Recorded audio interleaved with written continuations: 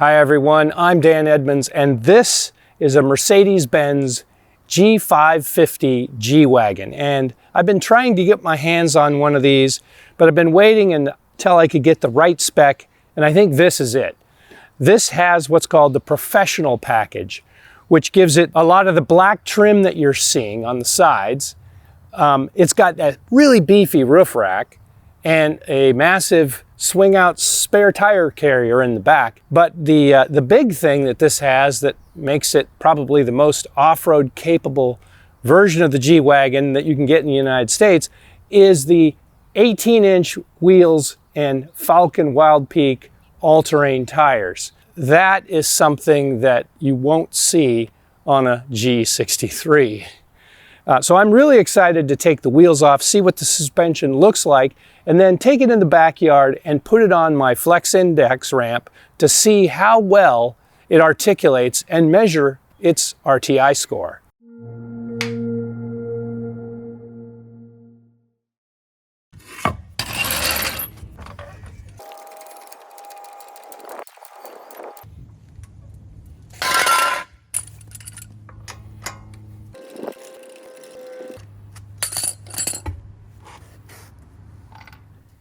Well, here's the front suspension of the G-Wagon, and it's pretty easy to see the upper control arm or the upper wishbone, whichever you prefer, but down here it's pretty interesting. There is another control arm down there, making this a dual control arm, a double wishbone one, but it's a little bit unique. So what we've got here is the familiar anti-dive orientation of the upper control arm, in which it slopes down towards the rear so that there is a resistance to brake dive that's kind of built into the geometry itself. Here is the coil spring. It's surrounding this damper here, which is, according to the label, made by our friends at Monroe. Here's a glimpse at the lower control arm, but it's really broad. I don't think I've ever seen one quite as wide as this. The dampers right here are adjustable. You can see separate rebound and compression adjustment valves going in to the body here, but the shock mounts to this fork which straddles the drive axle up front. We see that a lot. And then back here is a position sensor that all four corners will have to help the adaptive damping system make the right decisions. The thing to look at here is not the stuff in the foreground, it's the breadth of the lower control arm, which extends from this forward bushing all the way back to this rear bushing. Now, nothing's angled here like we usually see to convert pothole strikes into inward motion in a bushing. I mean, you'll get some of that here, but also this bushing looks like it's meant to displace and absorb that in a longitudinal sense.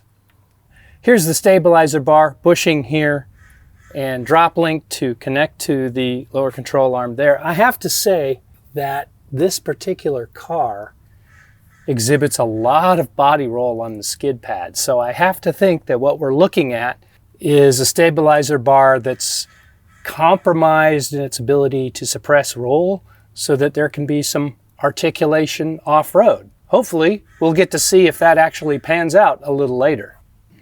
Of course, the G-Wagon, you could tell by looking at it, frankly, is a body-on-frame SUV in the traditional sense. And if you needed any confirmation of that, well, here's the frame. And this little weldment here that's attached to it is where the lower control arm's rear bushing attaches. This control arm isn't terribly long. I mean, this is the outer ball joint and the inner pivot somewhere in here behind the shield. So it's not like this is a real long travel setup. And then if you look, this motion ratio for the coilover is maybe 60% of the way out. So that's not a terribly advantageous motion ratio, but if you line up back here, the stabilizer bar is maybe about here, so that's maybe 55% or 50, so the stabilizer bar diameter that we saw isn't going to be as effective as you might think that thickness would produce, which, when you're trying to have articulation off-road, isn't a bad thing. What we haven't seen is any of the steering stops in here where the hub and the lower control arm meet to take the stress off of the internals here when you reach full lock. So perhaps this rack has been beefed up internally where we can't see it to take on that responsibility. So the front brakes has 2 piston sliding calipers. You can see these 2 lumps are where the pistons are. There's no pistons on this side. The caliper here floats on the pins that are represented by this bolt and one just like it at the bottom. It's kind of like your hands. If you pick something up like this, you know, you're only applying pressure on this side, but you're squeezing it against this side. So that's how a caliper like this can clamp both sides with pistons just on one side. And of course, it's a ventilated rotor, and you saw these lug bolts, which Mercedes likes to use. They thread into holes here, and you can hang the wheel on this while you're trying to get these started. And as long as the wheel is balanced as far as on this lip and it doesn't have too much weight like real deep dish wheels might have, that actually works pretty well. Well, that about sums up this look at the front suspension of the G550 G-Wagon.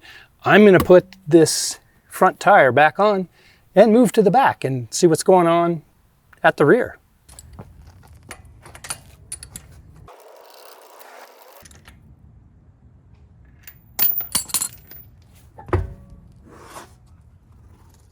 So here we are at the back at the G550, and you know, it's a solid rear axle which befits an off-road vehicle with a ladder frame. So yeah, Jeep Wranglers have this setup with coil springs and links locating the axle. The 4Runner's like that. Land Cruiser's been like that.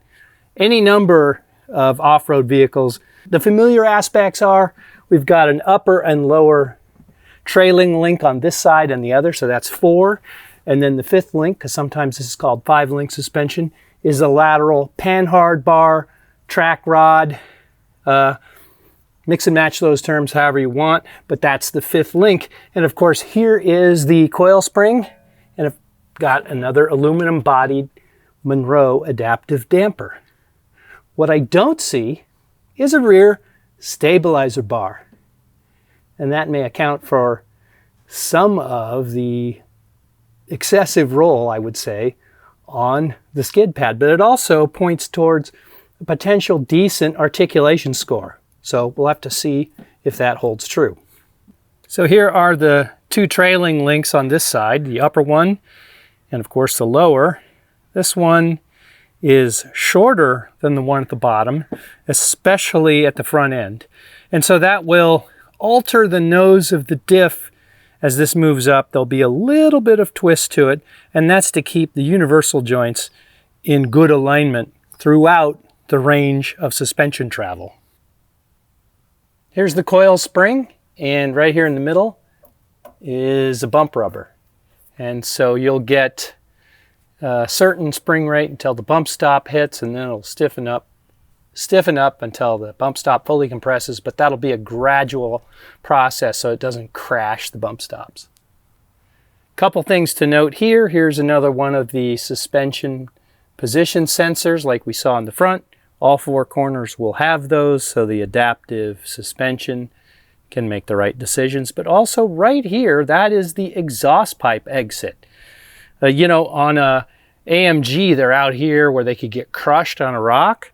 Well, that's kind of protected underneath there, and I guess the cabin is sealed up so that at idle, waiting to pick up your kids, you're not going to get carbon monoxide or whatever in the cabin. But that's interesting because that definitely protects it from trail damage. So here's the rear damper, and of course we can see the 2 wires going into the 2 valves, one for rebound, one for compression. And it mounts to this little bracket here that's right on the end of the axle, so it's pretty close to a 1-to-1 motion ratio. You know, with solid axles, if both sides are going up at the same time, everything's 1-to-1. It's when you get into roll where the inboard placement starts to matter. So Anyway, that's pretty far outboard and also very well protected up against the wheel and tire assembly. Still, these are down here in a somewhat vulnerable position. So you still want to be careful and know what you got back here. I wish they were inverted, frankly, because if they were inverted, not only would we get the unsprung mass benefit of just having the shaft down here, but that would put all this stuff up high where nothing can touch it. So here's the panhard bar, aka track rod, and that end is bolted to a bracket that's part of the axle, and this end is bolted to a bracket that comes down from the frame. So yeah, that keeps the axle from moving sideways, and this is the missing fifth link in a 5-link suspension. Now, one thing you've noticed about G-Wagons is they have their spare tires mounted in back. That's not just a styling affectation. It's necessary because the distance from here to here, the rear overhang, is really short. There's no way you're getting a tire in here. And so it's on the back instead. That's great for off-roading though. We like short rear overhangs. They help with the departure angle. One of the things I like about this professional option is it gives you truly off-road appropriate footwear. And that means this is an 18-inch wheel and we have a good amount of sidewall. You know, off-roading on dubs is just dumb. Anyhow, these are 265/60 R18 Wild Peak AT, and there's a whole lot of other letters here, AT3WA. Anyway, they're Wild Peaks, made by Falcon, and they're on this 18-inch wheel. Let's see what it weighs.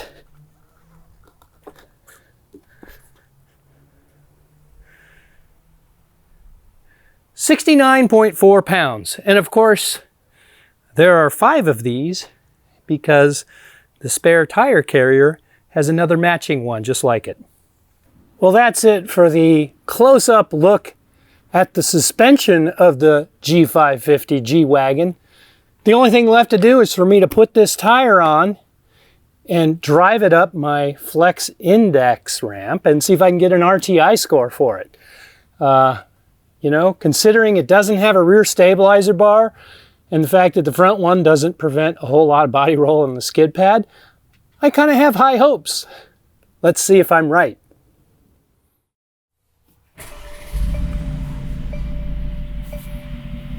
Gotta love a 4-liter twin turbo V8, right?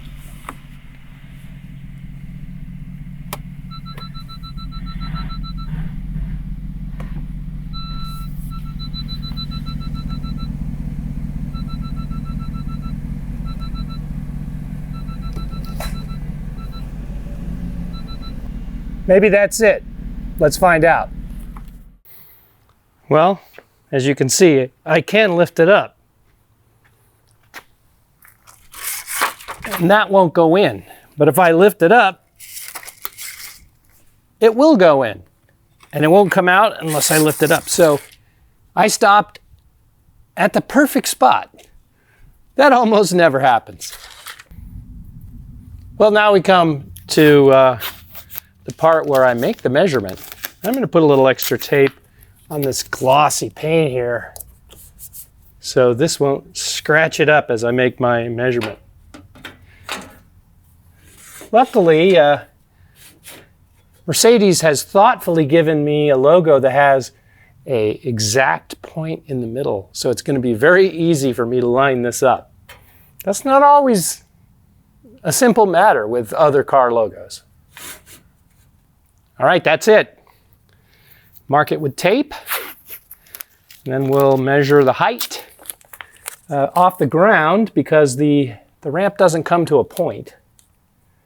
And so I can't measure, I really want the amount of climb, but if I measure this height and divide by the sine of 20 degrees, math alert, which is the angle of this ramp, I can then calculate what this distance is. And then I compare this distance to the 113.8-inch wheelbase. I'm going to write that down right now while it's still fresh in my mind.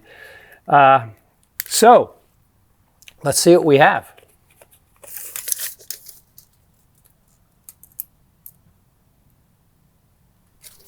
That's 19 and 7/8. So 19 and 7/8 is 19.875. Divide that by the sine of 20 degrees, and I get a climb distance of 58.1. And I'll just put that right there. And now I'll divide that by the wheelbase.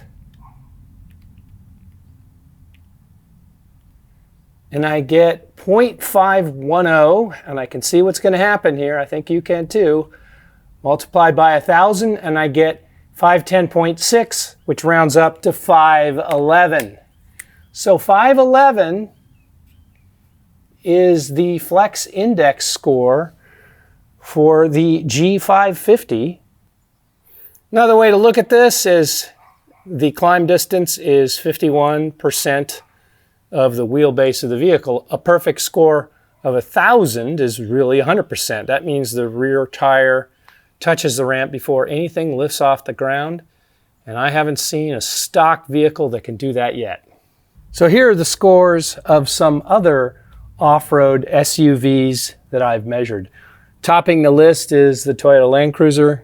This is the 200 series, and that has KDSS, so it has automatic disconnecting stabilizer bars.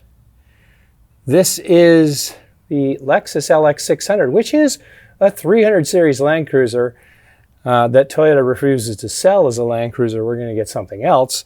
But if you want a 300 series, you can get a Lexus. But these don't have KDSS like this does, but this is still a pretty good number. This is my own Toyota 4Runner with the TRD off-road package and the KDSS option, which is only available on the TRD off-road package. And this is a Land Rover Defender 110. And I think you can see where the G-Wagon is going to slot in. It's going to slot in better than the Defender 110. Not quite up to the same standard as my KDSS-equipped Toyota 4Runner.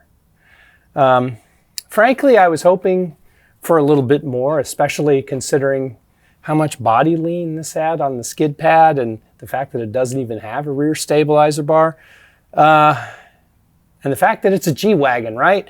But yeah, it does have triple lockers though, and triple lockers will allow you to, get through places where one wheel comes off the ground, but you'd rather have all four tires on the ground at all times, so you don't get any teetering over obstacles that could, get you in trouble if it goes too far. And you'd rather have all four wheels on the ground at all times, which is why I measure it and why I think Ramp Travel Index, Flex Index is important. Anyway, that's what I think. Let me know what you think in the comments.